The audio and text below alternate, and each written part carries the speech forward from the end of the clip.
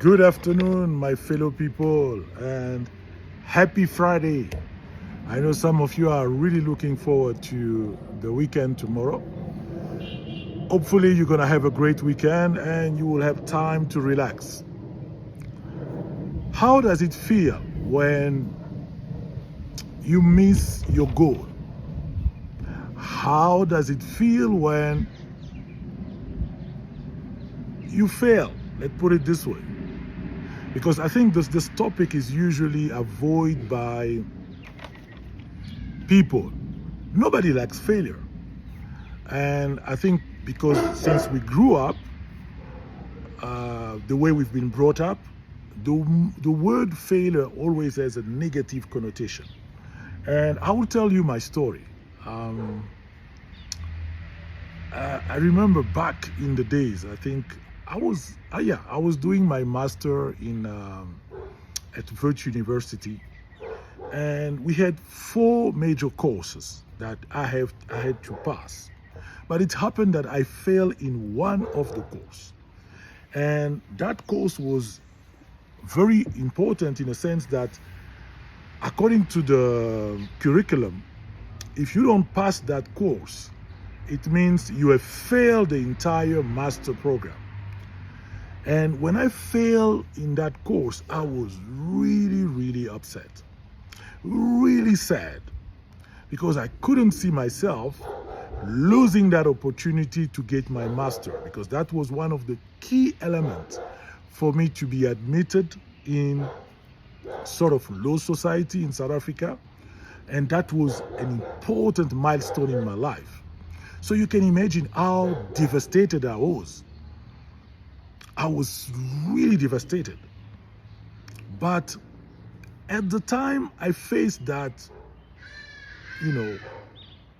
failure, let's put it this way, the fact that I couldn't pass this exam, but I did pass the three exams, I honestly asked myself, so what happened here? Why did I actually fail? So I went deep into analyzing maybe some of the things that I did at that time that were wrong, and it opened my eyes. But then I started consulting few people just to find out, is it really the end when you fail one of the course in your master program?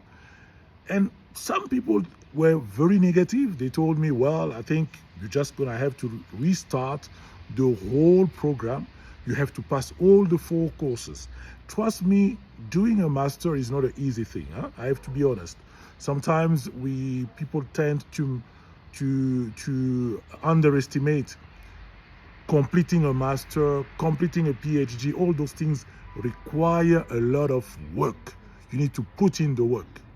So among the people who advised me, there was one of my friends who told me, no, in fact, since you are a French-speaking person, you can argue that the program being designed in English was a bit of a challenge. So on that basis, you can be able to be allowed to just rewrite that exam that you have failed.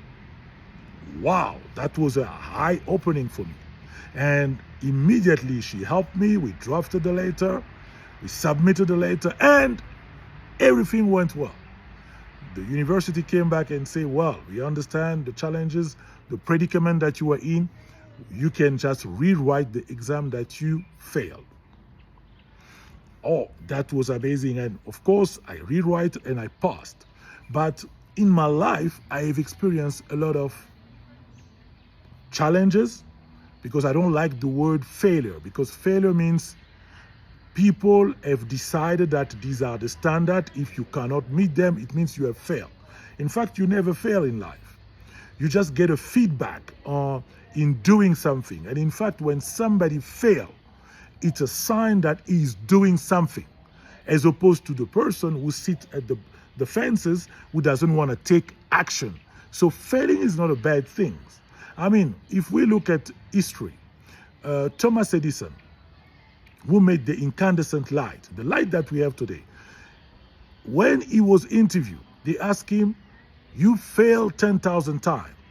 And he says, no. I never failed 10,000 times. I discovered 10,000 times how the incandescent light will not work. So it changes perspective. And I think as we move along, we are now in February. Some of you are experiencing some challenges and setback. I want you to really understand that you're not failing. Because failing is a word that has been put for people to shame other people, to look at other people as not being good. And I don't believe in that, because we don't fail, but we get a feedback. So I want you to really grasp that. You are not a failure. You getting a feedback because you are doing something. Since you are doing something, you have to give yourself a round of applause, because you are in the field doing something. So failing should never be seen as the end of you. We are getting feedback. I want you to get that. We are getting feedback. We are not failing.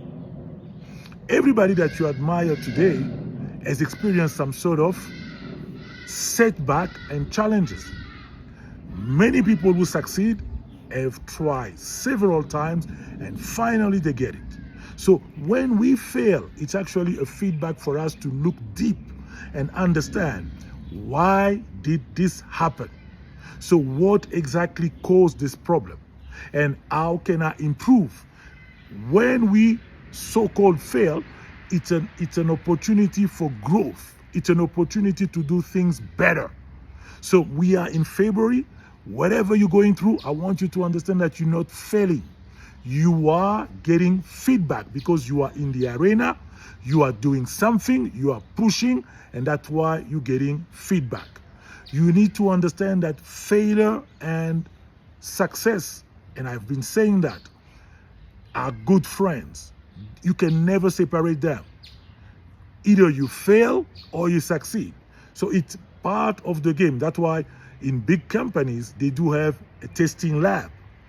Most organizations, including Apple, including Samsung, all of them have a testing lab. So they testing and they fail, so-called fail. They testing, it doesn't work according to their expectation, but they keep refining the product and the service. So understand that if organizations do that, they do have a lab testing facility. So it means that we are allowed to sometimes have setback, not being able to reach what we were expecting. I hope this is resonate with you. So let's look at the framework. So how do we handle failure? Because you have to be able to handle a failure. So I'll give you a 5-step process. So the first step is you need to acknowledge the failure. Because without acknowledging it, you're not taking ownership. So you need to acknowledge the failure. Because once you acknowledge, you take ownership. You also need to acknowledge how you are feeling. Because of course, when you did not meet your expectation, there is a sense of discouragement, a sense of sadness, and a lot of, broiled emotions that come inside you. So you need to acknowledge the emotion, but you also need to understand that it's okay. I need to accept and acknowledge the emotion, but I need to move on. Now, the second step is to analyze. Why did I fail? Try to dig deep down and understand what are the external factors. Did I prepare enough? Did I make the wrong decision? Or did I underestimate the task? So try to look outside yourself for external factors. What actually impacted my failure? So understand that, because you need to really take note of what really happened. Now, you also need in the process, you also need to ask people that has been involved with you. So try to find out from their perspective why you fail. Now, the next step is what did I learn? So what have you learned from that event, the failure event? What did you learn? What are the lessons that you have learned that you are no longer willing to do again? Because that is where you take notes. You write down your thoughts about the lessons learned and how you would like to improve. And the fourth step is you now need to design a new plan. The new plan is based on what you have learned. Now you look back at your goal. Can I still achieve my goal with whatever approach I had in the beginning based on the failure? Maybe there needs to be some tweaking, some adjustment. Remember I said, I think in one of my videos, that a plan should not be a rigid plan. A plan is meant to guide you, but it has to be tweaked and refined as you move along. So you start looking at how you're going to adjust your approach and relook at the goals and how you can now implement the lessons learned from the failure. And now the last step is to move into action, because without action, nothing will happen. So once you start moving into action, you implementing the new learning from the failure, then things will start moving in the right direction and things will start shaping up in a different way. So this is in a nutshell. I repeat, the framework is easy. First step is acknowledge the failure, because you need to take ownership. Acknowledge the feeling that you're experiencing. The second step is analyze, why did you fail? Deep down, look at the reasons, the causes, if they are external factor that makes you fail. The third step is learn from your failure. What did you learn? The fourth step is adjust now your plan. Relook at the plan and implement the new change based on the lessons learned from your failure. And the last step is you move into action. So I hope this few nuggets will help you.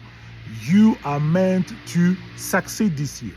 You are meant to be unstoppable. But you also need to learn to be okay with failing. Failing and success are very good friends. They walk hand in hand. Because once we know that we can also fail, we become humble. We are also willing to learn and be more resilient.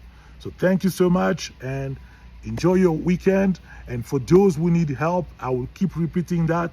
For those who need some sort of assistance, I am here to help you. I am your business coach. I can guide you in terms of your goal and how to set up those goals and the behavior, the plan that you need to put in place for you to be unstoppable and reach your goal by 31st of December 2025. Thank you very much and see you next week.